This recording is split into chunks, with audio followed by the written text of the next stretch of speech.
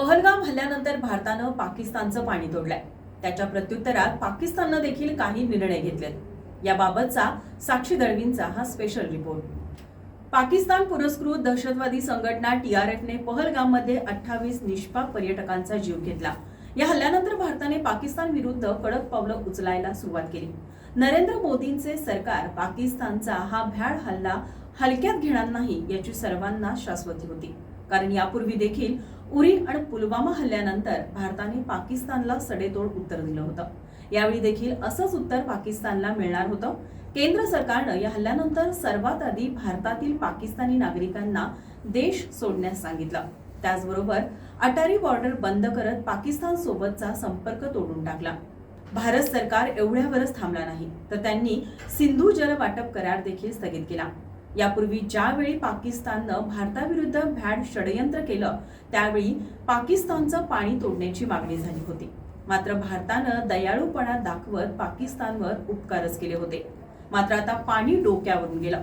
त्यामुळे भारतानं सिंधू जल वाटप करार स्थगित करण्याचा निर्णय घेतला. पाकिस्तानच्या ध्यानीमनी नसताना त्यांचं पाणी तोडल्यामुळं त्यांचा चांगलाच तिळपापड झाला. भारतानं पाकिस्तान सरकारचे एक्स अकाउंट देखील ब्लॉक करून टाकलं. याचबरोबर भारतात असलेल्या पाकिस्तानी राजकीय अधिकाऱ्यांना एका आठवड्याच्या आत भारत सोडण्याचा आदेश देखील देण्यात आला.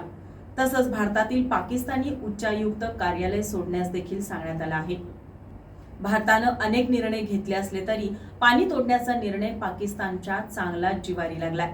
त्यानं सिंधू पाणी वाटप करार स्थगित करण्याचा निर्णय हा युद्धाला चिथावणी देणारं कृत्य असं म्हणत गळा काढला. पाकिस्ताननं सिंधू पाणी वाटप करारानुसार पाकिस्तानला मिळणारं पाणी थांबवणं किंवा ते दुसरीकडे वळवण्याचा प्रयत्न करणं हे युद्धाला चिथावणी देण्यासारखं आहे. याचं पूर्ण शक्तीनिशी प्रत्युत्तर देण्यात येईल अशी पोकळ धमकी दिली.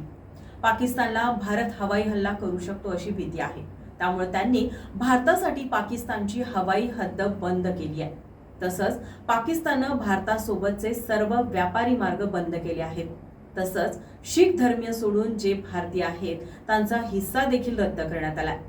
भारताप्रमाणेच पाकिस्ताननं देखील तेथील भारतीय व्यक्तींना 48 तासात त्यांचा देश सोडण्याचे आदेश दिलेत.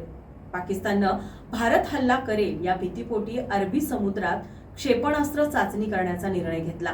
मात्र भारतानं त्यापूर्वीच INS सुरत या युद्धनौकेवरून डिस्ट्रॉयर या क्षेपणास्त्राची त्याच ठिकाणी चाचणी घेत पाकिस्तानला एक प्रकारे गर्भित इशाराच दिलाय.